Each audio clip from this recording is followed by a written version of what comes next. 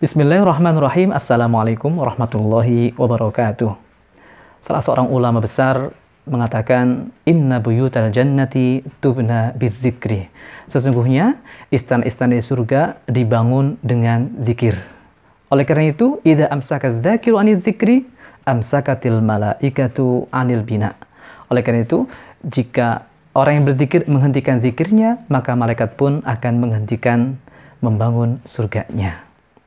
Ternyata perkataan ini menerangkan salah satu hadis Rasulullah SAW, sabaqal mufarridun, telah lebih dahulu sampai telah lebih sempurna al-mufarridun.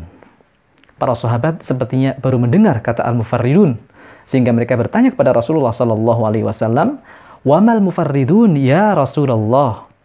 Siapakah al-mufarridun itu, wahai Rasulullah SAW? Beliau menjawab, adz-dzakirunallaha katsiran wadz-dzakirat. Mereka adalah orang yang banyak berzikir pada Allah Subhanahu wa taala, baik laki-laki maupun perempuan. Perkataan ulama tadi bisa membuat kita paham kenapa orang yang banyak berzikir pada Allah Subhanahu wa taala, mereka itu lebih cepat menyempurnakan, lebih cepat sampai. Karena ternyata orang-orang yang terus berzikir pada Allah Subhanahu wa taala, mereka itu seperti orang yang terus mengirimkan bahan bangunan surganya. Oleh karena itu, kita bisa merasakan ada orang yang zikir ketika sholat, dia mengirimkan bahan bangunan. Setelah sholat berzikir, dia mengirimkan bahan bangunan. Ketika tilawah, dia mengirimkan bahan bangunan. Ketika zikir pagi dan petang, dia mengirimkan bahan bangunan surganya. Tapi setelah itu dia berhenti. Maka tidak ada yang dibuat istana surga oleh para malaikat. Tidak ada bahan bangunannya. Tapi ada orang-orang tertentu, mereka adalah al-mufarridun, yang ketika orang lain itu berhenti berzikir, mereka terus berzikir. Mereka bisa mengkombinasikan antara aktivitas duniawinya dengan berzikir kepada Allah Subhanahu wa taala. Oleh karena itu, seorang ulama, Syekh Muhammad Al-Ghazali, beliau mengatakan, laisa dzikru istihdaran li ghaibin. Berzikir itu bukan menghadirkan Allah yang ghaib. Bukan berarti kita duduk menghadirkan asma Allah dalam hati kita. Tapi innamaz dzikru huduruka min ghaibatin. Kita alfa, maka kita hadir, kita tahu posisi kita.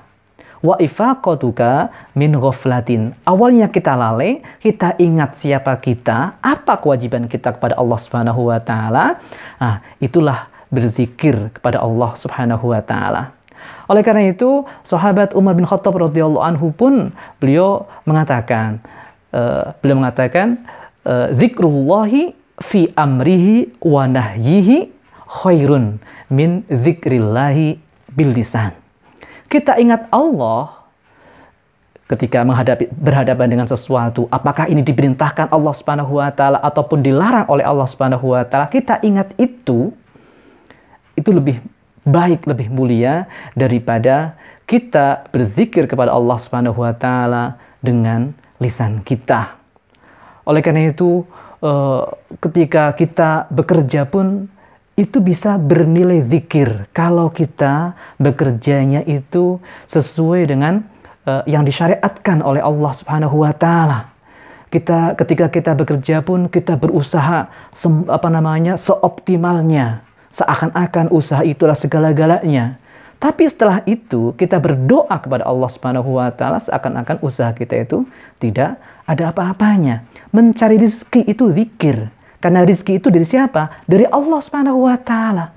Kita memohonnya kepada Allah Subhanahu wa taala. Kita merasa kecil, merasa layak untuk diberi, merasa kita itu lemah, antum fuqara'u ilallah, yang kita lemah, kita miskin, kita butuh, maka butuhnya kepada siapa? Siapa yang kuasa untuk memberi apa yang kita inginkan, apa yang kita cari, apa yang kita usahakan? Allah. Oleh karena itu, zikir kita, ya kan, itu dengan lisan, Kalau kita bisa istiqomah zikir dengan lisan kita, maka kita pun akan ingat Allah Subhanahu wa taala dalam aktivitas harian kita. Kalau demikian, maka kita seperti perkataan ulama yang saya sebutkan di awal tadi, selalu dalam kondisi mengirim bahan bangunan istana surga kita. Semoga istana surga kita cepat rampung dan sangat tinggi, sangat megah, sesuai dengan zikir yang selalu kita lantunkan. Wassalamualaikum warahmatullahi wabarakatuh.